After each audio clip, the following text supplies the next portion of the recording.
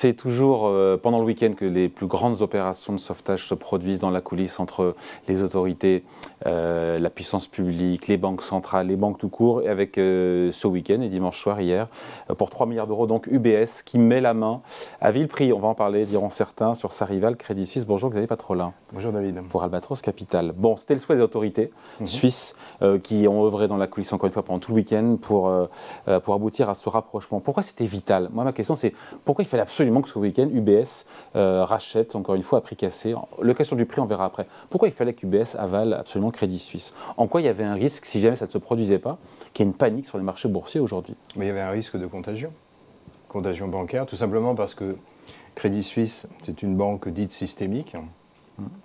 Dont, et les clients voulaient récupérer leur argent, quoi. C'est toujours pareil. J'allais y venir. Il y avait, sur la semaine dernière, des retraits de 10 milliards de francs suisses par jour. Ouais. Sachant que les semaines qui avaient précédé, il y avait aussi des retraits, mais qui étaient probablement moins importants. Ouais. Retrait, encore une fois, ce sont les clients qui veulent juste récupérer leur dépôt. Hein. C'est pas plus compliqué que ça. Hein. Leur dépôt, et puis surtout sur la clientèle de fortune qui récupère les fonds gérés d'une certaine façon. Ah ouais. Ce n'est pas uniquement des dépôts à vue. Et donc ça s'accélérait. On avait il y a eu un premier dispositif qui a été mis en place à partir de jeudi soir. Et on se dit que c'était totalement insuffisant. On nous l'a vendu en nous disant ligne de 50 milliards de francs suisses de liquidité de la part de la Banque centrale suisse. On disait on est tranquille, on est peinard, mais en fait rien du tout. Hein. Ben non, parce que 50 milliards, tu divises par 10, ça fait 5 jours de... 5 jours de retrait. 5 jours de retrait. Ouais. Donc ça couvrait une semaine et le marché n'a pas tenu. Donc c'était vital que Crédit Suisse soit racheté. Oui, je le découvre après coup comme toi, hein, mais oui, c'était essentiel. Est-ce que l'opération résout le problème? Ça, c'est une toute autre affaire. Sur la question du prix, 3 milliards d'euros pour mettre la main, donc une bouchée de pain diront certains. La banque était valorisée, Crédit Suisse, 7 milliards et demi le vendredi, racheté à 3 milliards. En début de négociation, il faut quand même le dire, hein, UBS voulait mettre 1 milliard. Bon voilà, c'est vraiment un truc à prix cassé. Je vais me permettre un petit calcul. Ouais. UBS paye 3 milliards de francs suisses en titre UBS, c'est pas en cash. Ouais. Et l'État, la Confédération fédérale suisse, garantit pour 6 milliards de francs suisses de provisions.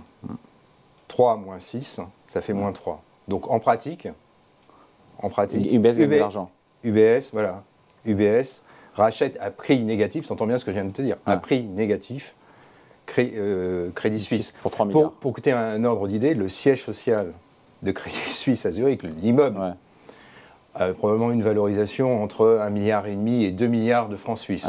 Donc ça te donne une idée. Donc c'est une belle opération pour UBS. On ne le saura que dans... Oui, après, il y a des actifs toxiques. Dis-toi bien que les fonds propres comptables de Crédit Suisse, dans le rapport annuel de Crédit Suisse, était estimé à plus de 40 milliards de francs suisses. Sur le papier. Donc, voilà, tu as le problème. Bon, en même temps, les autorités suisses ne veulent pas entendre parler de sauvetage public. Pourtant, on va dire les choses, c'en est un. Il y a 200 milliards de garanties de liquidité apportées, pour le coup, c'est par la DNS, par la Banque nationale suisse. Absolument. Bon, voilà. 9 milliards donc, de francs garantis publics de la Confédération, c'est 9 milliards, c'est ça? Oui. Donc c'est 6 milliards. C'est 6 milliards. La garantie de 6 milliards. Donc mais la garantie, là, tu as raison d'inflater immédiatement, parce que ce n'est qu'une première étape.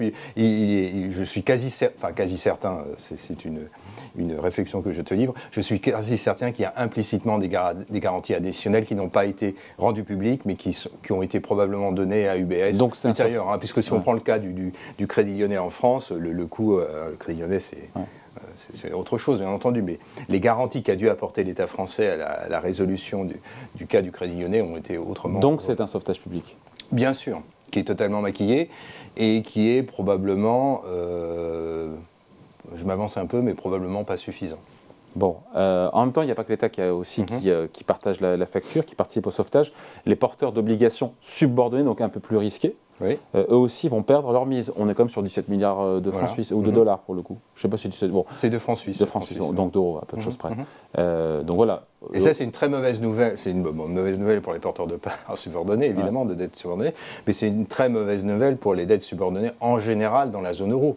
Bah oui, en même temps, c'est normal. Oui, C'est oui, le non, principe non, du prêt subordonné, c'est qu'on est moins bien protégé mais bien sûr. qu'un créancier de premier rang. Enfin, Voilà. je suis pas un expert, mais... Oui, tout à fait, tout à fait. Et donc, ça veut dire que les ressources seront plus chères. que pourra tirer le système bancaire européen de la zone euro, même si le Crédit Suisse ne fait pas partie de la zone euro, vont se renchérir de manière importante dans les prochains trimestres. Dans ce qui est important, justement, Xavier, c'est 200 milliards d'accès à la liquidité garantis par la Banque nationale suisse. On nous parlait de 50 milliards la semaine dernière, maintenant c'est 200. Non, il y avait 50 plus 100 et ils ont rajouté 50. Ouais. Exactement. Ils ont rajouté 100. Alors 50 plus 50 plus 100. Voilà, d'accord. Moi, bon, très bien. Non, mais la question, c'est... logiquement, est-ce que c'est suffisant pour mettre fin à la peur autour de Crédit Suisse? Ça stabilise. Ça ne met pas fin à quoi que ce soit. Ça empêche une accélération. Parce que les montants en jeu sont absolument délirants, quoi. Oui, mais pardon, on va refaire de l'algèbre de base. 200 milliards divisé par 10, ça te fait 20 jours de décollecte sur les bases de la semaine dernière. 20 jours, ça te fait 3 semaines. Donc l'objectif, c'est de donner du temps au temps. Hein, c'est une liquidité additionnelle garantie par la Banque nationale suisse, c'est de donner du temps. Pour éviter que les gens aillent au guichet récupérer leurs sous. Hein. Oui, et puis surtout, voilà, et c'est surtout, non, c'est pour faire face à d'éventuels retraits, mais c'est surtout pour permettre à ce nouvel ensemble qui se crée dans la précipitation, même si probablement il y avait des discussions depuis de très longs mois, voire semestres, de permettre à ce nouvel ensemble d'avoir un discours beaucoup plus structuré. Tu auras noté qu'en même temps qu'il y avait ce dispositif de la BNS, l'ensemble des banques centrales du G7 ont mis des accords de swap dollars en place. Ce qui veut dire Des accords, ça veut dire que s'il y a une demande de dollars très importante, la Fédérale Réserve va se mettre contrepartie des banques centrales de la zone euro ou des banques centrales asiatiques qui pourraient ne pas pouvoir faire face à ces demandes de dollars. Donc ça permet, d'une certaine façon, d'éviter des gaps de liquidité entre zones monétaires. Et c'est une bonne chose, là aussi. Hein.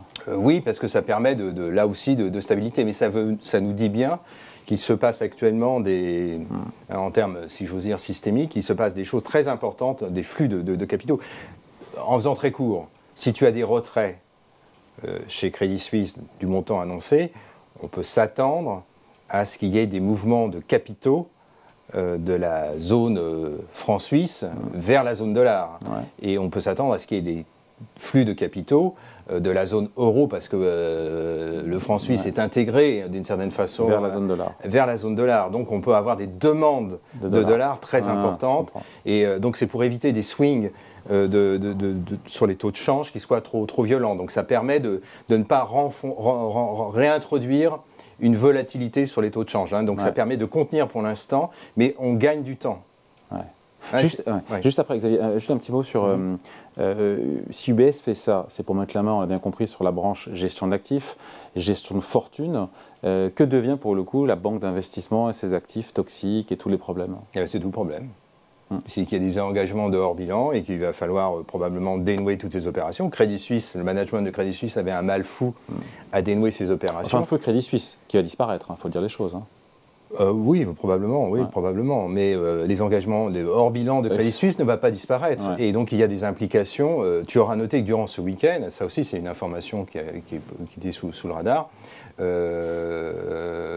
Goldman Sachs, qui est quand même la banque d'affaires numéro 1 mondiale, a quand même émis un message d'alerte sur les banques européennes en passant, alors c'est à la Goldman Sachs, s'ils sont passés de surpondéré à neutre et avec un warning sur les banques européennes. Et la semaine dernière, on a eu vendredi en clôture cette annonce qui était quand même très délétère pour le système bancaire européen, c'est des grandes banques qui annonçaient ne plus, alors c'était sous le manteau évidemment, mais qui annonçaient ne plus transacter avec Crédit Suisse. Ouais. Donc quand tu as des grandes banques, style Deutsche Bank ou des banques anglo-saxonnes, JP Morgan, voire je crois il y avait Société, je sais pas, une banque française, BNP ou Société Générale, qui annonce, on était dans un moment, on est d'ailleurs, je dois utiliser l'imparfait, on doit utiliser le présent, on reste dans un moment plutôt Lehman Brothers. Lehman Brothers, souvenons-nous, les jours qui précèdent, un certain nombre de grandes banques systémiques annoncent arrêter de transacter, d'avoir comme contrepartie Lehman et essaye de dénouer toutes les opérations, parce que c'est une chose de ne plus transacter avec une contrepartie, ça en est une autre, de nettoyer son bilan qui porte des engagements bilanciels ou hors bilanciels. Et ça, c'est pour demain. Et ça, c'est pour demain. Voilà, c'est ça. Et c'est ce qu'il faut retenir. En tout cas, pour l'instant, au moment où on se parle, les autorités ont fait vraiment tout ce qu'il fallait. Je veux dire, non. Elles auraient pu en faire plus. Bien sûr. Mais quoi de plus? Il y avait l'autre option, qui était l'option arme nucléaire, difficile pour la Confédération. Bien sûr. Oui, c'était refusé, ça.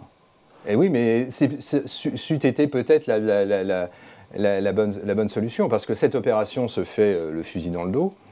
UBS a dû être forcé, et ça pose des questions de pérennité à moyen terme. D'ailleurs, si je regarde ce matin ce qu'on appelle les crédits default swap, c'est-à-dire les couvertures contre le défaut de crédit sur Crédit Suisse, j'observe que ces assurances contre le défaut de Crédit Suisse sur ses obligations a quasiment pas bougé par rapport à la situation de vendredi. Donc ça veut dire, alors c'est encore trop tôt pour, mais ça veut dire quand même que pour l'instant il y a vraiment une situation de stand-by des investisseurs, et si tu veux, il y a un paradoxe qu'on peut résumer de la façon suivante. La conférence de presse d'hier était d'ailleurs très singulière. Le too big to fail, c'est une conférence de presse en allemand, mais à chaque coup Crédit Suisse, UBS, voilà, et la Confédération nationale suisse. Le too big to fail a été mentionné une quarantaine de fois dans les énoncés et dans les questions. Mais que se passe-t-il? On est en train de réunir, il y a une banque systémique, Crédit Suisse, qui est au bord du collapse, et on l'assemble avec une autre banque systémique. Qui va bien. 7 milliards de profits l'an dernier, elle va bien la banque, UBS. D'accord, mais qui est une autre banque systémique. Et donc on fait une banque hyper systémique. Est-ce que c'est une bonne solution pour résoudre la problématique de Crédit Suisse? On ne le saura que plus tard. En tout cas, les travaux commencent aujourd'hui, et les travaux vont être très longs. Pardon, mais si on met de côté ce qui se passe aux États-Unis avec les banques régionales, etc., parce que c'est pas du tout la même histoire que Crédit Suisse. Non, mais il y a une concordance des temps qui, tu reconnaîtras, qui est quand même très étonnante. Oui, mais c'est quand même pas la même histoire du tout. Même si en toile de fond, il y a les taux d'intérêt qui remontent, certes, mais c'est le seul point commun. Dans les deux cas, tu as des bank runs. Dans les deux cas, tu as des bank runs. Et dans les deux cas, c'est la question de la confiance. Justement, cette crise de confiance, elle ne concerne pas UBS, elle concerne Crédit Suisse. Si maintenant l'affaire Crédit Suisse est réglée en termes de bank run, puisqu'il y a assez de liquidités, puisque maintenant elle est rachetée par UBS, logiquement, on règle une partie du problème au niveau de la confiance. Tu serais client de Crédit Suisse, c'est ce que tu te dirais à ce matin? Toi, en tant que client, imaginons que tu sois Crédit Suisse. Non, mais imaginons que tu sois client à Crédit Suisse. Je vois toutes les banques centrales du monde qui se bougent les fesses. Je vois encore une fois la Confédération suisse, régionale suisse, qui elle aussi prend des engagements. UBS, première banque suisse qui rachète. C'est comme de nature. C'est pas de nature à rassurer. Non, parce que encore le calcul que je viens de te faire tout à l'heure, 3 moins 6, ça fait moins 3 milliards. Est-ce que tu confies ton argent à un établissement? Alors après, il faut le consolider, il y a UBS. Est-ce que tu continues à confier ton argent à un établissement qui aurait des fonds propres implicites? C'est un calcul à la hussarde que je fais là, ça ferait bondir les auditeurs de Crédit Suisse négatifs. La question se pose. Donc la confiance n'est pas restaurée. Et dire aujourd'hui que le problème est résolu, je pense que le problème ne fait que débuter. Je ne cherche pas à être catastrophique, mais globalement, au fond, en faisant très court, quel est le dénominateur commun entre ce qui se passe aux États-Unis et ce qui se passe en Suisse aujourd'hui, demain en Europe ou dans... La remontée des taux et la confiance. Tu as 3 choses, tu as 3 paramètres qu'on n'a jamais rencontrés sur le XXe siècle. Jamais. Premier paramètre, tu as des taux d'endettement des agents privés et publics qui sont au plus haut, partout dans le monde. C'est vrai. Aux États-Unis, on est sur les niveaux de la Seconde Guerre mondiale, de la sortie de la Seconde Guerre mondiale. Tu as des niveaux de valorisation des actifs financiers, non financiers, quasiment au plus haut. Oh, c'est discutable, ça. Aux États-Unis, non. On est quasiment sur des plus hauts historiques. Sur le non-coté, on l'est manifestement. En Europe, tu as raison, on a commencé à décoter puisqu'on a connu les affres de la guerre ukrainienne aux portes de l'Europe. Mais on a des valorisations qui restent élevées. On a un immobilier qui reste globalement très élevé. Et enfin, dernier point, on a des niveaux d'inflation qui sont retournés à ceux des années 70. On n'a jamais connu, sur le XXe siècle, cette combinaison de variables. Et des taux de croissance réels des économies qui sont en phase de décélération. Ouais. Donc ça, c'est un cocktail qui n'est pas très bon en image globale et qui n'est pas très bon non plus, pour ne pas dire mauvais, pour les acteurs bancaires, parce que les acteurs bancaires participent du financement. Alors il y a d'autres bonnes nouvelles. C'est vrai que la zone euro a des niveaux de fonds propres qui sont autrement et une régulation. Oui, merci de le rappeler. Hein. Oui, parce que je ne veux pas alarmer nos auditeurs. Mais malgré tout, la situation me semble compliquée. Et quand si cette nouvelle était si bonne, les marchés finalement ont ouvert dans le rouge. Il est 12h38 au moment où on se parle, on est en direct. Le replay, ça sera à partir de 14h. Mais la CAC 40 prend 1%. Oui, mais les banques sont comment? Dans le rouge toujours. 2 à 3%, encore une fois, pour les banques françaises. Oui. Alors, il y a d'autres paramètres peut-être qui sont en train de jouer. Mais si la nouvelle était si bonne que ça, on aurait les banques, les acteurs du financement de l'économie, qui seraient en phase qui récupéraient. On n'en est pas là. On n'en est pas là. Et donc ça, c'est quelque chose qu'il faut avoir en tête. Donc il me semble. Il faut laisser un petit peu de temps aussi. Très clairement. Voilà, on ne peut pas conclure que, à mon avis, on a avancé, on a donné une espèce de temps au temps, mais la situation reste très compliquée et les prochains jours risquent d'être riches en rebondissements. Et si tu me permets une dernière observation, je trouve que la remontée des taux de la BCE de 50 points de base jeudi dernier va apparaître comme iconoclaste ou complètement déplacé, puisqu'au fond, qu'est-ce qui est en train de se passer? Ce sera peut-être la conclusion de mon propos. Ce qui est en train de se passer, c'est que les conditions financières sont en train de se modifier drastiquement aux États-Unis comme en Europe, de se resserrer très vigoureusement, et qu'au fond, ce à quoi nous assistons, c'est une contraction possible, en tout cas une très faible croissance, voire une contraction des conditions du crédit. Et ça aura forcément des implications en termes macroéconomiques, en termes de croissance et en termes évidemment bénéficiaires pour les marchés actions sur le moyen terme. Donc l'image est quand même, c'est profondément dégradé sur les 10 derniers jours, ça me semble incontestable. Il ne faut pas nécessairement être alarmiste, bien entendu, mais c'est quand même un coup très sévère et on ne peut pas conclure que l'opération est résolue. Un rapprochement UBS-Crédit Suisse ne résout que de manière très embryonnaire cette problématique. Les prochains jours seront décisifs. On sera là en tout cas pour vous expliquer, commenter tout ça. Merci beaucoup. Point de vue signé Xavier Patrolin pour Albatros Capital. Merci. Merci David. Salut.